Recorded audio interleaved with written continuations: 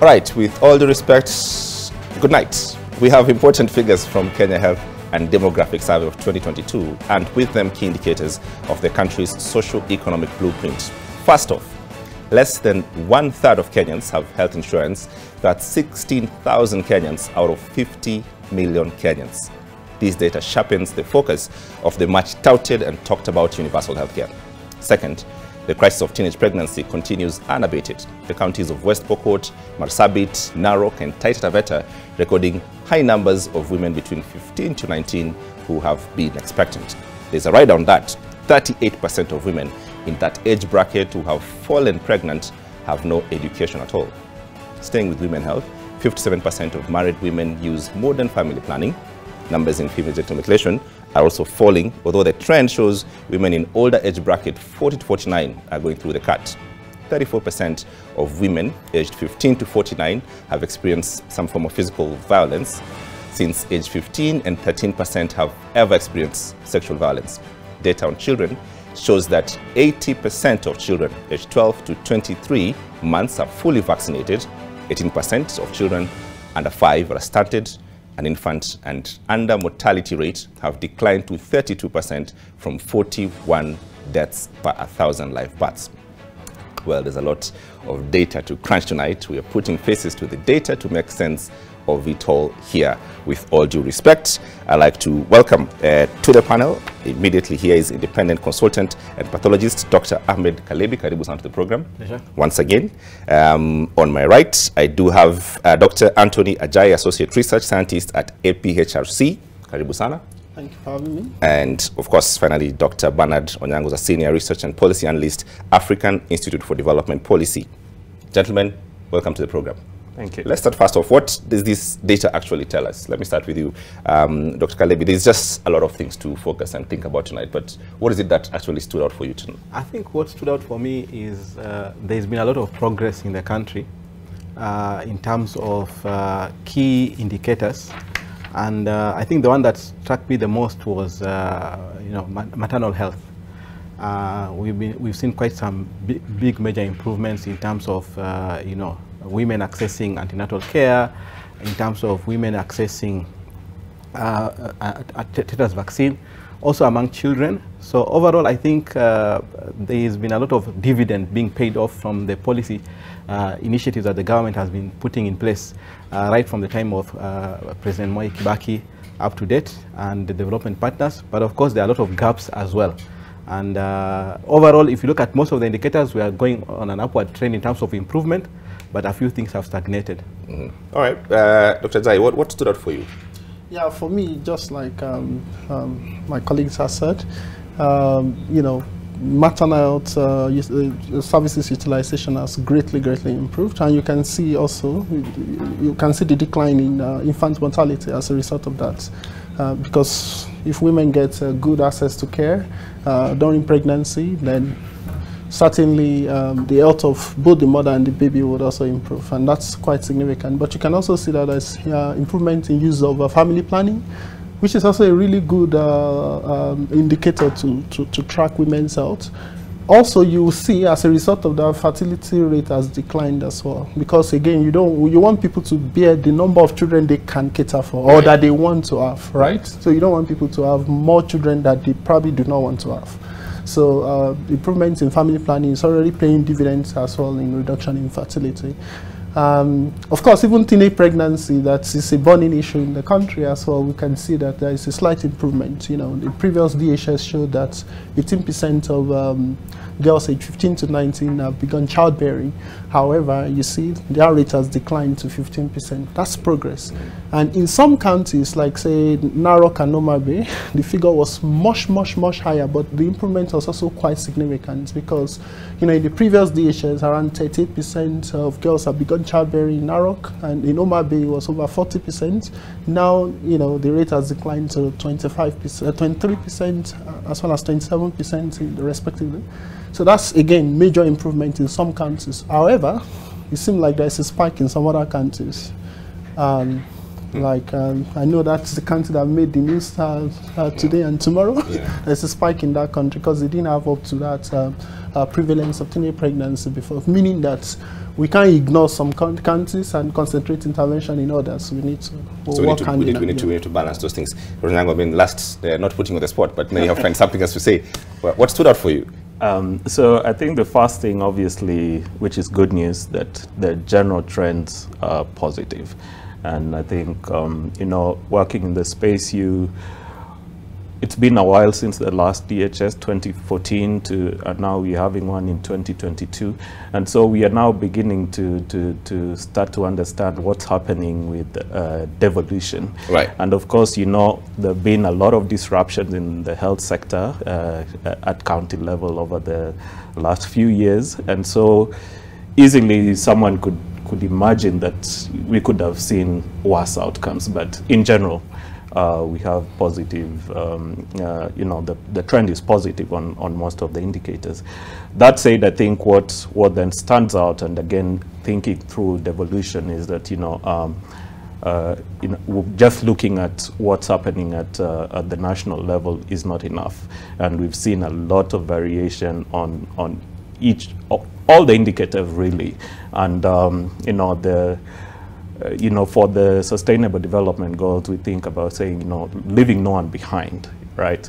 And they're definitely, once you start looking at mapping the indicators, you begin seeing a general pattern about, you know, certain counties or certain regions where, in general, their indicators are worse off than the national average. So mainly, you know, the northern counties, northeastern, some counties at the coast, and then you also have, you know, Narok, the Narok area. So I think the important thing is to, you know, take in the information and then use it to make sure we leave no one behind. Make sure what we need to do to improve these counties that are really you know, left behind, the people in those counties. Yeah, just to pick up from that, there's some correlations at first you see, like for instance on the cost of teenage pregnancy, and you know, the fact that all these counties that recorded highest numbers also had sort of literacy levels were also, you know, very low. So you had the same thing, same problem. So there's some sort of correlation in some of these things. Yeah, so I mean, actually, a very important point that Bernard brought up is that if you look at across the board, the country as a whole, I was celebrating a country as a whole, but there are some counties that are doing quite poorly on all the indicators, whether you're looking at teenage pregnancy, or they're looking at maternal mortality, or they're looking at female genital mutilation, and so on. And I think it's very, very important that we try to look at what is the effect of devolution. Are we getting equity across all the countries? Because this is a major issue. But to come back to another point that you have just raised, which I found quite astounding, but it wasn't mentioned directly in the report, but it was mentioned during the press conference, is the issue of literacy, education levels. And if you look at the countries that have a higher literacy, if you look at all the indicators, they tend to correlate to women who are better educated, households that have a higher level of education, they tend to perform better across all the board. And that is very, very important. Goes back to show that, again, there's dividend from the issue of education and free primary education, because the percentage of people who have never gone to school has fallen drastically. I don't know what the last figures was in 2014, but you're talking about less than 3% of men, less than 6% of women have never gone to school. More than that have gone to school. And actually the number of people, which I found very surprising, is the post-secondary education, more than 20%, which is 19-20%. That is quite astounding. And that's actually paying dividend. That's on the same point, the question of these correlations, because it keeps on coming back, but it also speaks to, you know, that equalization as a country. It's a policy question, that what we do with devolution and how we choose to govern ourselves and create these policies, it has a direct effect in the decisions that we make. Absolutely, absolutely, and I agree with everything that has been said. Education is important, and you know, with devolution of power, it's important to begin to look at the indicators in each country, to be sure that we are not leaving any country we are behind. And of course, I'm sure even the policymakers are already thinking, how do we begin to concentrate intervention, especially in countries that are not performing well? Because, I mean, this is like a report card, if you like, and it shows where more progress is needed or where more intervention is needed. And as it is, I'm certain even for the national government, because national governments, put a lot of resources in education to ensure that education, because without the leadership of the national governments, progress in education wouldn't have been this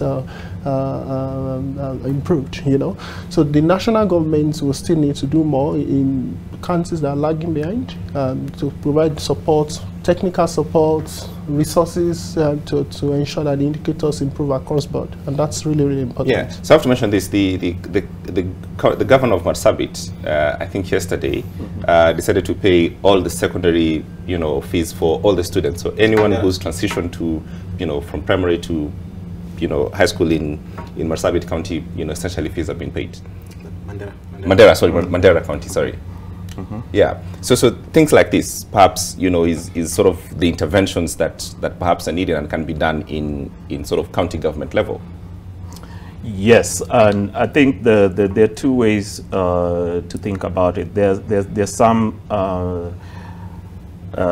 interventions which have long-term dividends. So obviously, like getting these people to school, you're not going to get.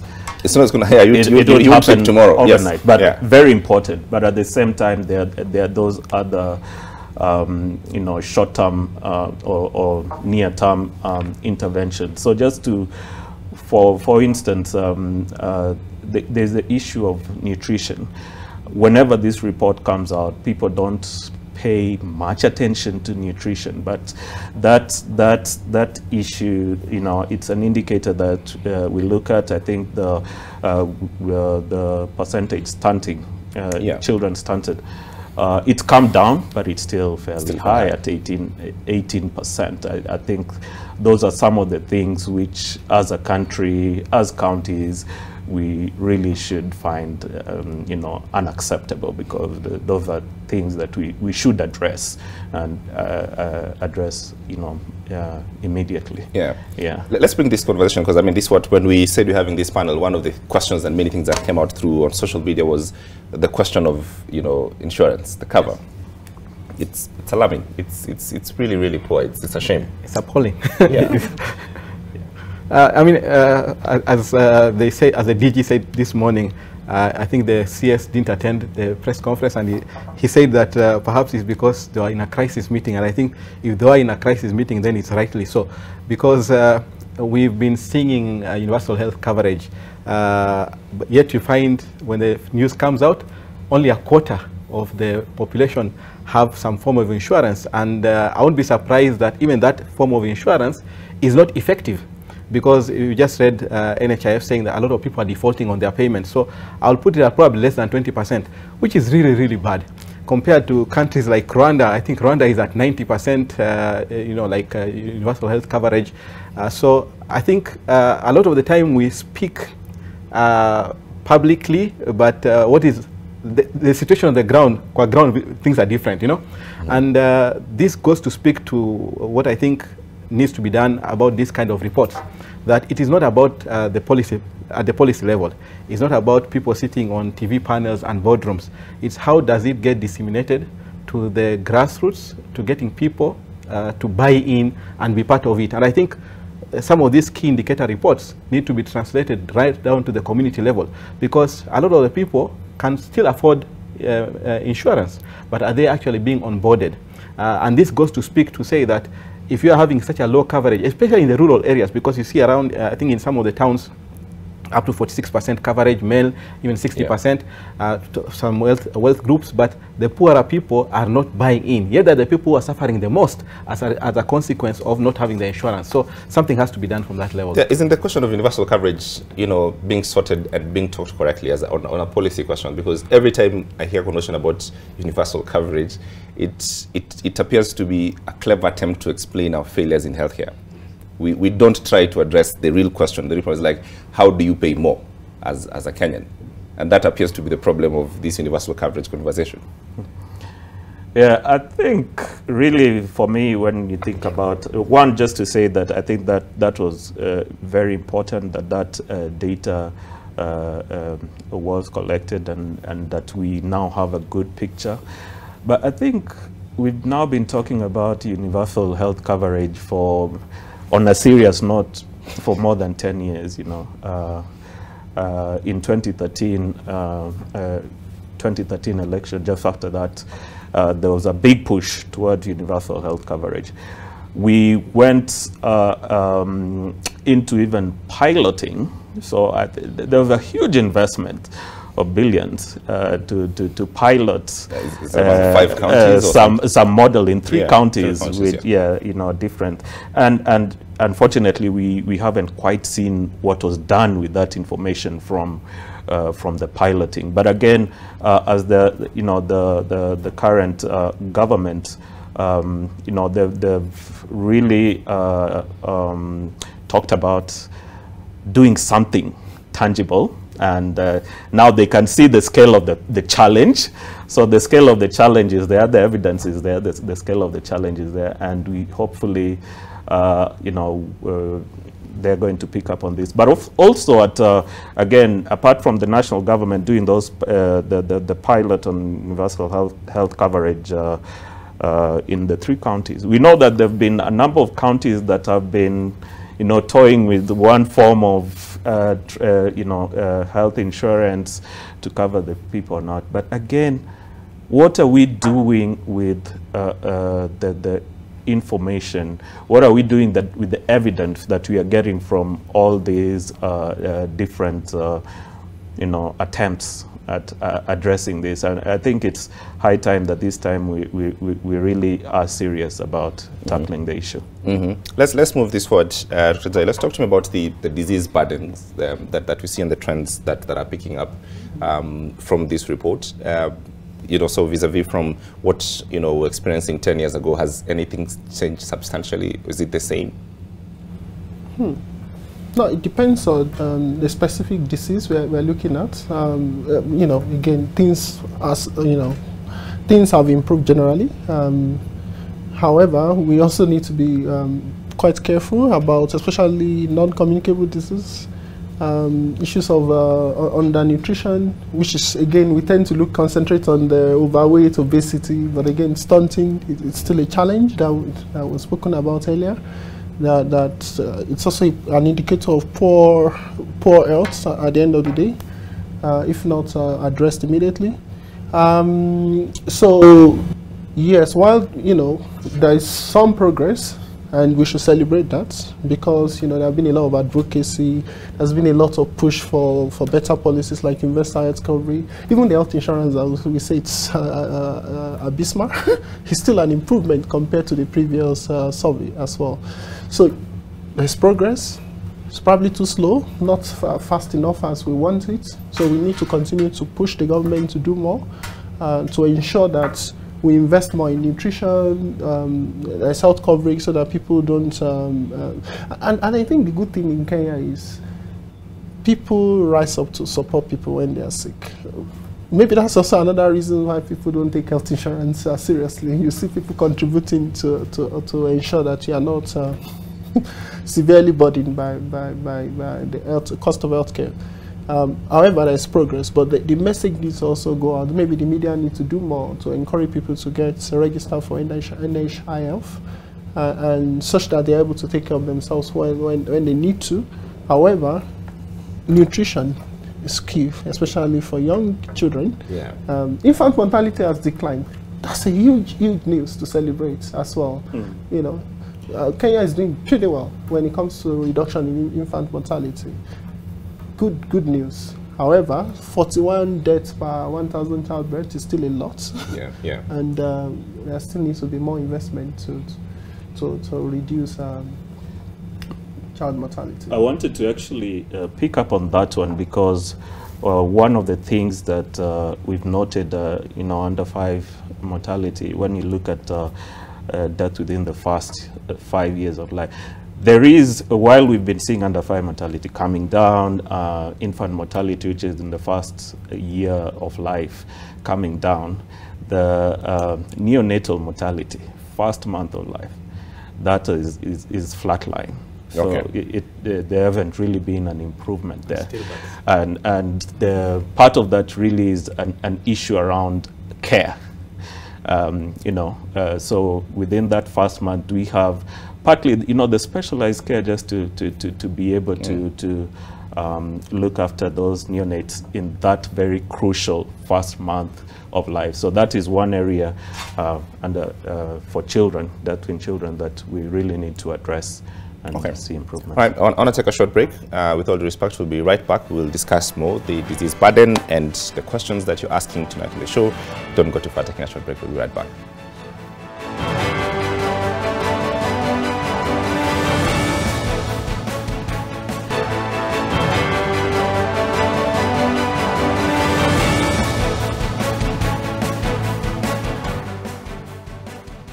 All right, welcome back. With all due respect, we're talking matters data and that the demographic health survey that was released this morning. So we're discussing the question of disease burden before we took the break, and Dr. Levy, you had some interventions on the question of malnutrition, questions on HIV and AIDS, and that sort of.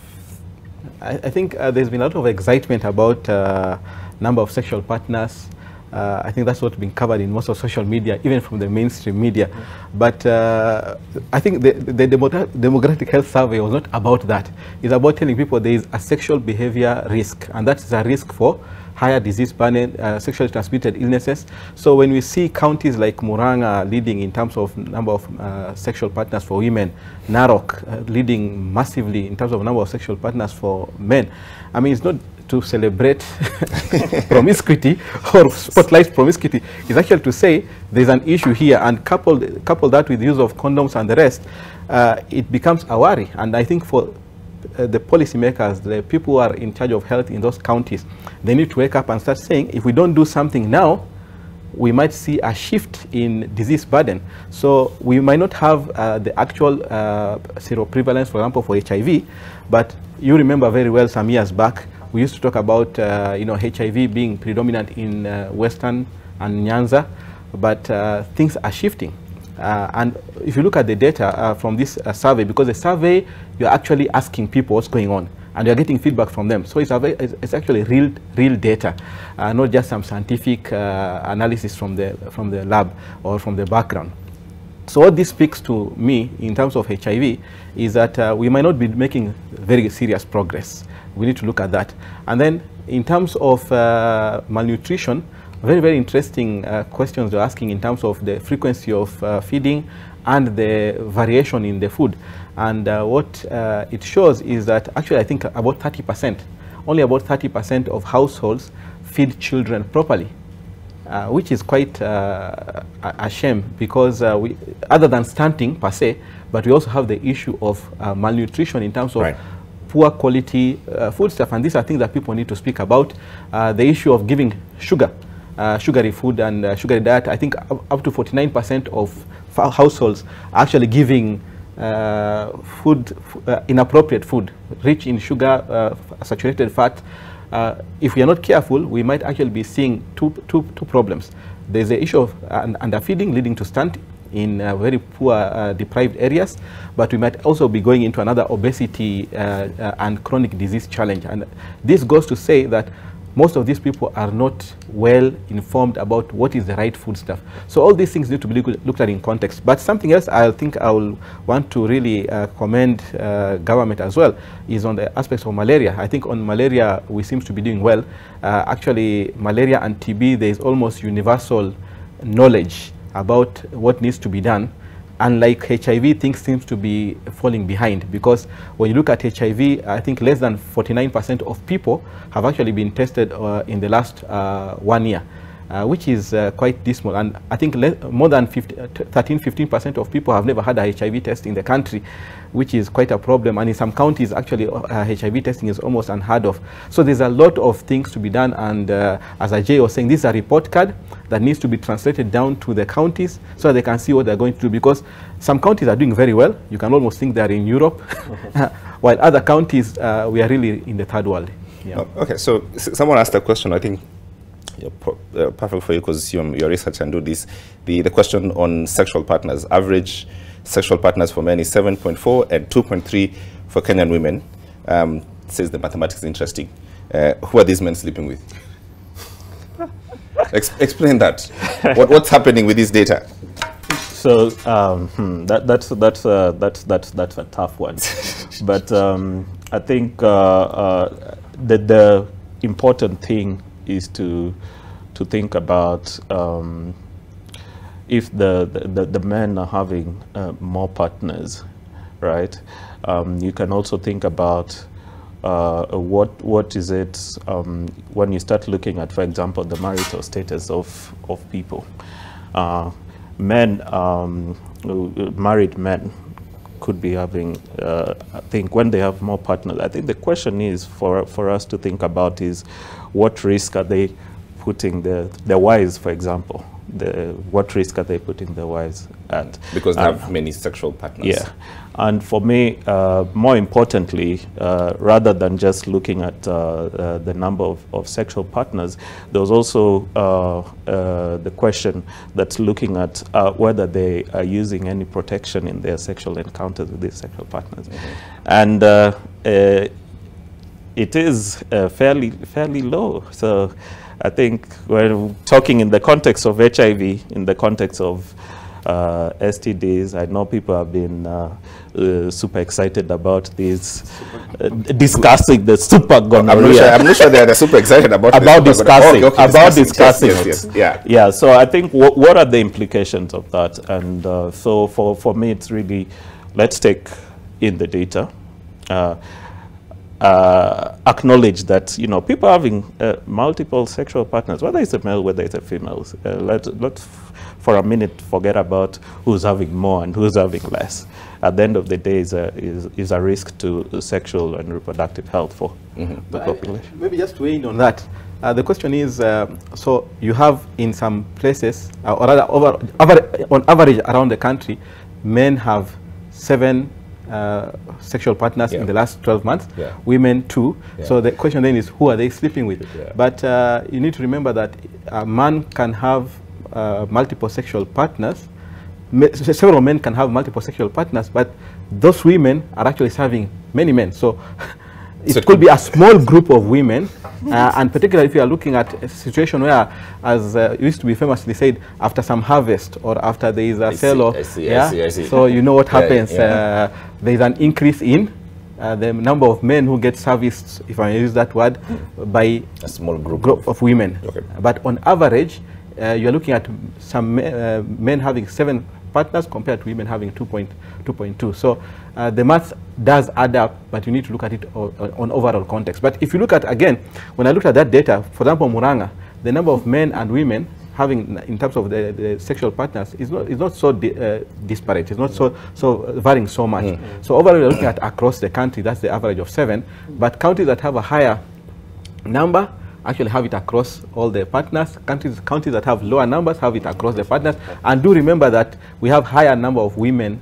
than men in the country. Yes. The transition to this question, Dr. Zai, on the question of teenage pregnancies and male uptake on on family planning methods, vasectomy is obviously no.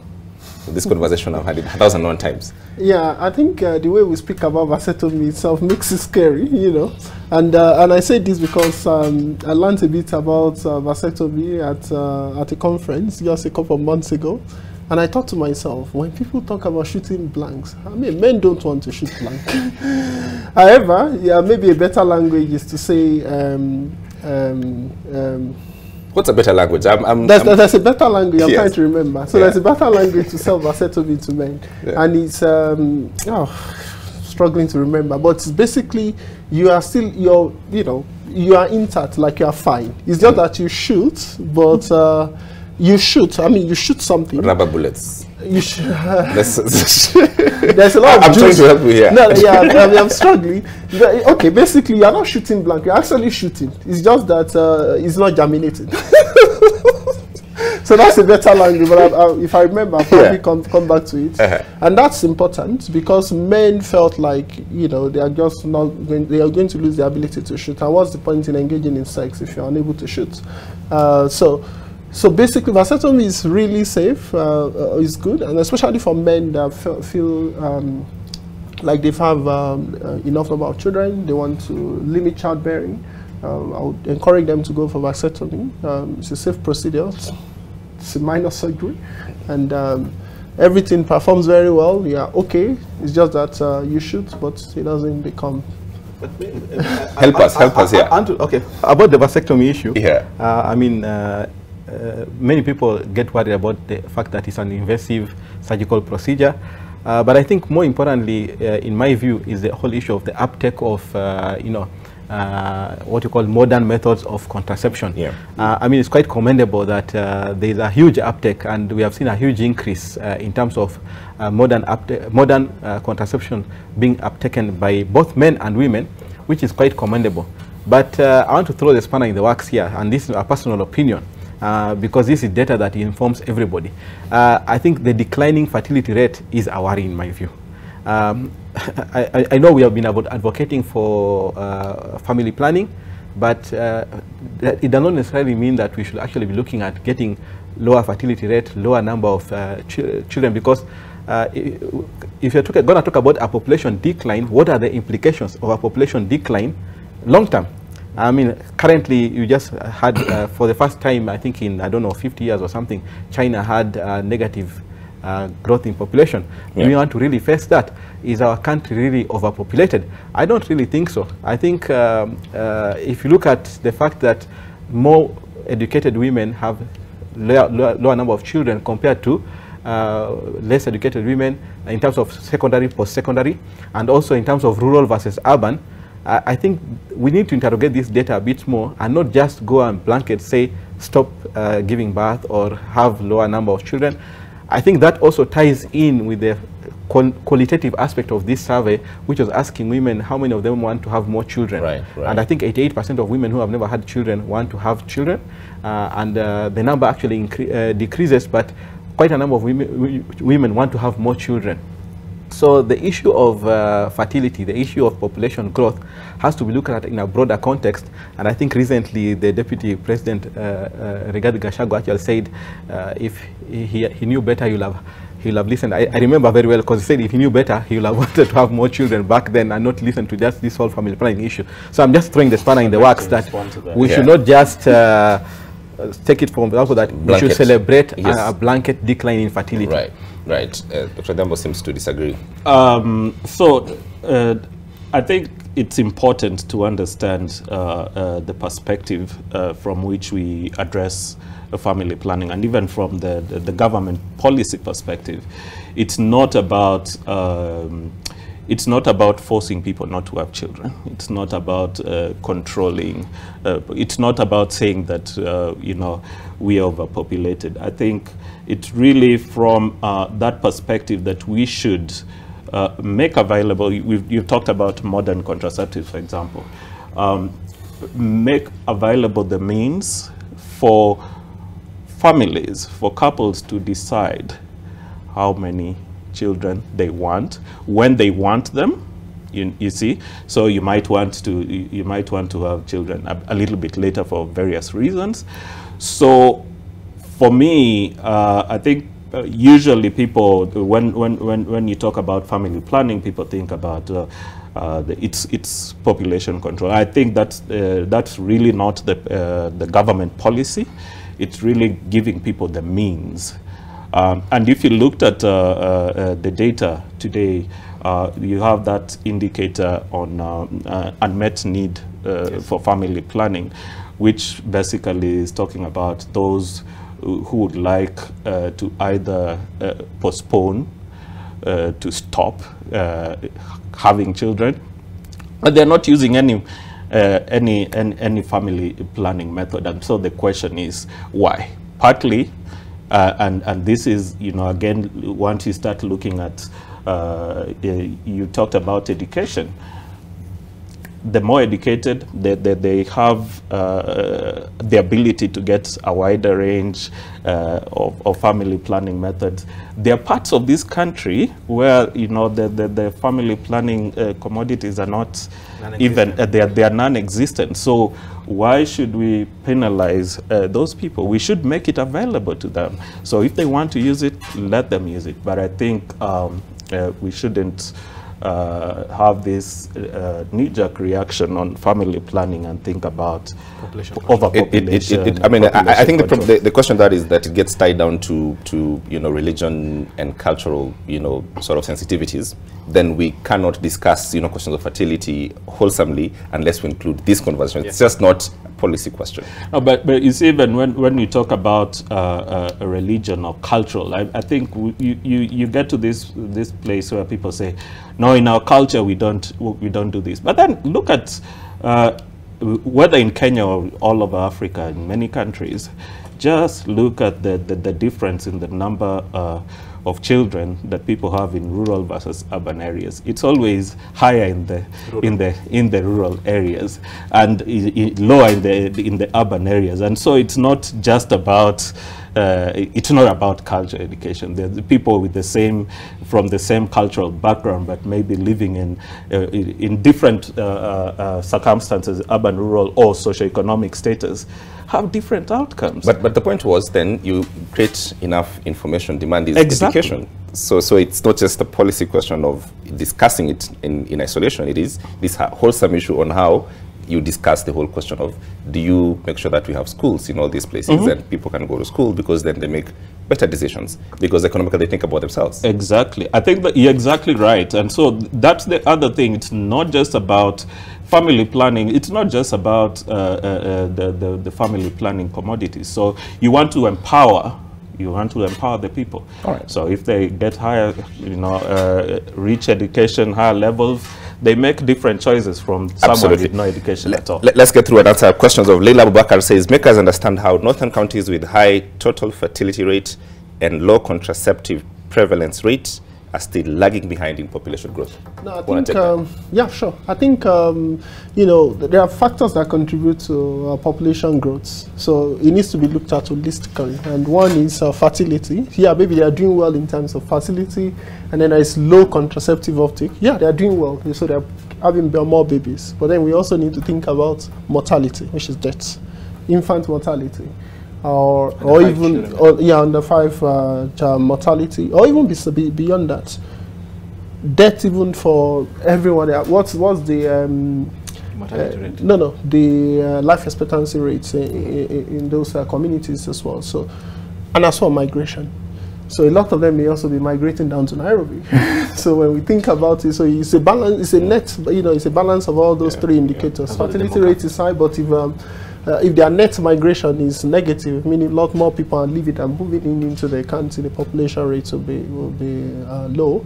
And then if there's also infant mortality, it means not all the children are surviving.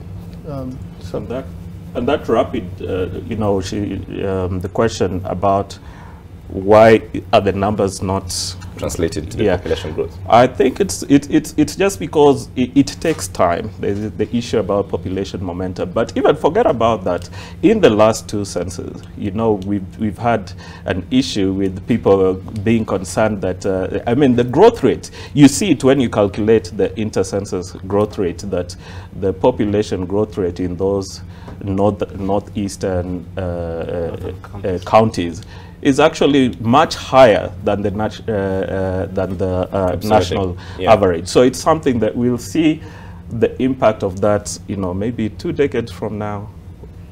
You will see it. It's coming. It's coming. I have a bit 10 minutes remaining. Let's start with what worries you from the data that is there. Or what is it one thing that worries you that you say this is a must that we need to look at and we need to sort of form interventions around it? So I mean, obviously I'm biased from my background as a pathologist and a lab person, but one of the things that really struck me from the survey is the issue of the child, of the care-seeking behavior. I found that quite interesting, that we have, I think, more than 80%, 87% of families, of households, seek care when they go to when the children are unwell. So they'll go seek for care when there is cough, when there is respiratory symptoms. But on the other hand, when there are diarrheal symptoms, there is less. I think only about 50–57%. Yet I think people tend to underestimate how much quickly diarrhea can kill. I mean, that really struck me as a doctor, as a medical doctor, that people take respiratory illnesses more seriously than diarrheal illnesses. Yes, diarrheal illnesses can kill quite fast. The use of ORS, oral rehydration supplement, is quite low. I think those are things that people need to speak to. And very, very in particular, the issue of laboratory testing. You find only 33% of people who had fever and had other symptoms actually got laboratory testing based on the feedback they're giving. I think that's something that the government really need to look at, and both at national and county level, that we are not actually having adequate evidence-based diagnostic workup. Because that's what this tells me. In fact, even for malaria, it was the same thing. I think only about 33% of children get a finger or heel prick test for malaria diagnostic. Most people tend to be given empirical treatment. So for me, that is quite a worry, because if you're talking about these common illnesses, what about other illnesses? So we need to do something about evidence-based workup, evidence-based diagnostic testing. Mm-hmm. What worries you on this report? Yeah, for me, despite all the progress that we've spoken about, the inequalities among counties, it's a big worry, especially when it comes to teenage pregnancy. We've seen spike in Samburu. That's a worry, you know, and it calls for a more coordinated way of addressing these issues. We need to be careful not to focus too much on just 1 or 2, 3 counties again, or even 4 or 5. We need to also concentrate intervention across board. And what intervention are we talking about? It's important that young people have access to information to preventing a pregnancy. And I know it's a quite controversial topic, but I don't see any reason why it should be controversial. Young people, if they engage in sex, they should be able to know how to prevent pregnancy. And that is really, really important. And that information should not be denied young people. Yeah. And that's in itself. And there's a reason for saying that, you know, because when these young girls get pregnant, they tend to drop out of school. And, you know, we might say, you know, we are not overpopulated, but it's about the quality of the population. So you want them to be well educated, well skilled, so that they can contribute meaningfully to the economy. So if they get pregnant, they are unable to do that. Yeah. So information is important, and government should not drop the ball. This is now a time, now that we see that some of our interventions are working, now this is the time to now double up the intervention and spread it across the countries, so that we're not leaving anyone behind. What worries you? What worries me, I mean, there are a lot of things that still worry me, but the top on my list is how are we going to use this information? I think it's very good evidence that should go down all the way to, you know, counties, to the extent, you know, it has to get to the grassroots, be translated, be disseminated. People need to understand, but especially decision makers. We've seen it shouldn't be a periodic thing, but also because, for example, we've been waiting for the DHS since 2014. It's meant to be done every 5 years. For various reasons, it took a longer time, but we are quite reliant on it for, you know, tracking progress, for example. So for me, one, yes, it's important that we go beyond this. This was the key indicator report, but there is further analysis that will be done and should be done, right, even at county level. But more importantly, both for the national government and the county government, what do we do to actually have this kind of evidence being generated on a continuous basis? So how do we harness administrative data? Yeah. We don't do a good job on that, and I think that's key. And that's a problem. Just before I leave the question, FGM, Yeah, so, I mean, FGM is quite a standout performance, if I may put that from this report. It has actually dropped from 38%, I think, to less than half of that, around 15%, which is quite commendable. I mean, 38% of the country before 15 years ago had FGM, now it's less than 15%. But I think something else that really struck me, which I think I can just mention before we leave, is the issue of vaccination coverage. I think we've done extremely well with vaccination, and that also explains why we have lower under 5 mortality, because basic vaccination is actually more than 85%, even with COVID. And all the lockdowns and the rest, we performed very well in terms of vaccination. There's still a lot that can be done, but the most important thing, as Ajay said, the extent of inequity, the inequality across the country. You're talking about some counties having more than 80–90% vaccine coverage for children. Others have 20%. I mean, Garissa 23%. Yeah. I mean, that is something that really has to be looked at, because you cannot explain it from religion. Because, for example, you find that ANC coverage is higher than actually vaccination coverage. So I think there's a lot to be done, but overall there's good improvement, but quite a number of things to worry about. All right, thank you very much, Dr. Ahmed Kalebi. Thank you very much, always a pleasure seeing you. Dr. Anthony Ajayi, karibu sana, and of course Dr. Bernard Onyango, you've all done very well. Thank you very much for trying to make sense of all this. It's the first day, of course. We'll have